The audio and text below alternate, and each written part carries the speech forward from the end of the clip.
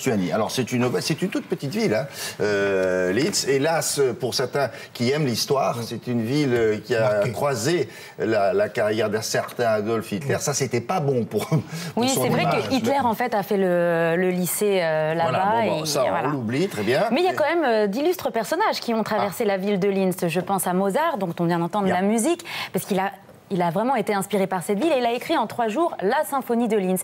Et puis il y a aussi Johannes Kepler, le fameux astronome. Alors mais pour Linz, devenir ville européenne de la culture, comment faut-il faire? Alors c'est un label qui existe depuis 1985. Linz est la 38e ville en Europe à avoir obtenu donc ce label de capitale européenne. En 2010, figurez-vous qu'il y aura Pécs en Hongrie l'année prochaine, Pécs, et puis Essen en Allemagne et Istanbul en Turquie. Il y en a tant que ça, des villes... Ah bon? On en est à 38, 37, voilà, en comptant Linz et Vilnius. Alors qu'est-ce qu'il faut, une fois qu'on est ville européenne, qu'est-ce qu'il faut faire?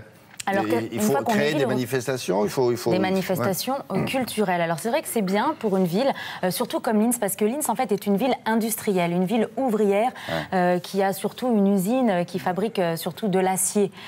Donc c'est plutôt connu comme une ville industrielle, mais c'est quand même la 3e ville économique d'Autriche. Et justement, grâce à ce label de ville européenne, culturelle européenne, Linz s'est ouvert au monde, s'est ouvert à l'Europe, s'est ouvert à la culture et notamment à la culture tournée vers le futur, avec par exemple le musée Ars Electronica. Il faut bien choisir un créneau. C'est le créneau qu'ils ont choisi. La culture. Non, le futur. Et le futur. Par rapport, effectivement, Linz n'est pas resté bloqué sur son passé et s'ouvre vraiment à l'avenir. D'ailleurs, ils ont même changé le slogan de leur ville. Il s'appelle Linz, la transformée. Et en allemand, on dit, en autrichien, on dit la... Je ne sais plus. Voilà. Hein voilà. On va dire ça comme ça. Après. Merci, Alex. Merci. Voilà. Donc, vous avez été là-bas? Je suis allée là-bas, j'ai été sentir, tester plein d'heures. Et voilà, vous avez testé le futur à Linz. Allons-y. Linz, ville ouvrière prospère au nord de l'Autriche, bâtie sur le Danube. Linz, ville en pleine mutation qui se tourne résolument vers l'avenir, le futur, et qui a désormais trouvé sa place depuis plusieurs mois parmi les grandes capitales culturelles de l'Europe. Avec cette œuvre d'art originale faite par un artiste portugais, notre équilibre est malmené et en plus, on a l'impression de perdre 35 kilos d'un coup. On a choisi un slogan qui s'appelle en allemand Linz verändert. Ça veut dire Linz transformé. La ville se transforme d'une ville industrielle à une ville culturelle.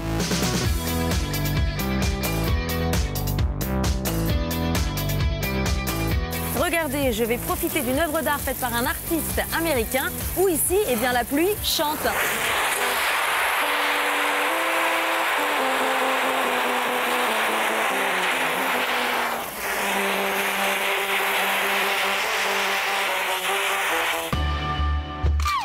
L'exposition se poursuit à l'intérieur du bâtiment et se consacre à l'art vidéo, comme avec cette œuvre de l'artiste taïwanais Shi Yun-koo qui évoque un rêve dans lequel une bulle de savon explose dans l'univers. Et aussi l'œuvre vidéo insolite de l'Autrichien Erwin Wurm. Renversant, non?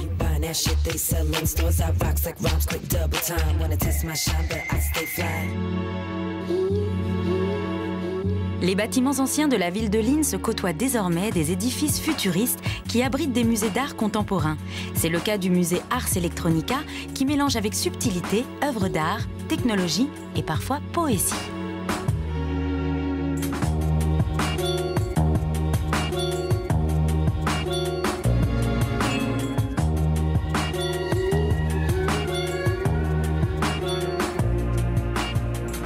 Ici, il y a des artistes internationaux qui travaillent dans le domaine technique et de l'art technique. C'est un musée très interactif où on peut en fait être un part de l'œuvre d'art. All right. What the hell is this? Bad news. This was a nightmare world we had come to. I like you better if we slept together. À Linz, on ne manque pas d'idées. Il y a même un hôtel qui propose des chambres dans des lieux insolites. Ici, par exemple, on peut dormir dans une galerie d'art.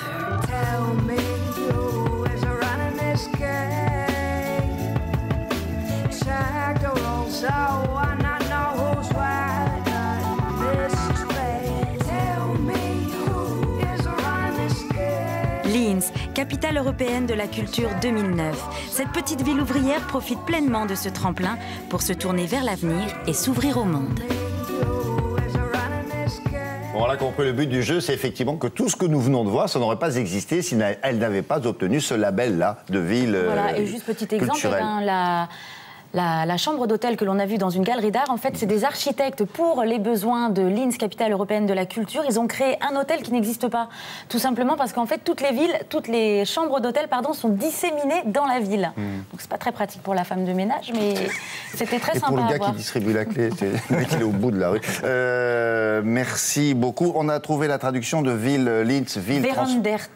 Voilà. Je ne sais pas si je prononce bien. Si, c'est bien. Si, Linz, Verandert. Ville transformée. Elle a réussi son pari. Merci beaucoup. Vous voulez voir un garçon qui, en ce moment, fait beaucoup parler de lui sur le net. C'est l'actualité aussi. Julia du Web l'a rencontré, si j'ose dire, par l'intermédiaire de son écran. Qu'est-ce qu'il fait, ce garçon? Qu'est-ce qu'il fait? Alors, il s'est constitué une collection impressionnante d'œuvres d'art qu'il dessine sur des vitres sales de voitures, sur les pare-brises en l'occurrence, avec ses mains, avec ses doigts ou avec des pinceaux. Donc, il utilise toutes les voitures sales. Ouais. Et avec ça, il crée des œuvres. Ce sont des œuvres éphémères, évidemment. Exactement, ce sont des œuvres éphémères puisqu'à la moindre averse, tout disparaît. Ou alors un coup de balai, voilà.